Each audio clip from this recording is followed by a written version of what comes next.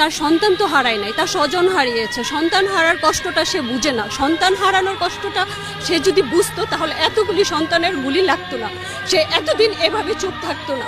কারণ সন্তান যেভাবে আমরা লালন পালন করি, এত বছর পর্যন্ত তৈরি করি, এই সন্তানদেরকে এত অবজ্ঞা, এত অবহেলা, এটা আমাদের খুবই কষ্ট দেয়।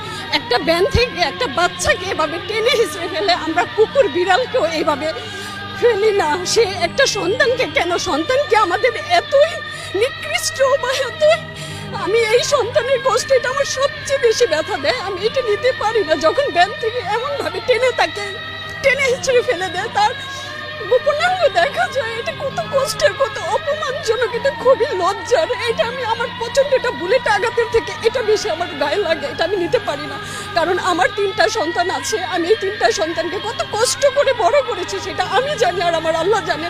আমার হাজবেন্ড দেশের বাইরে থাকে।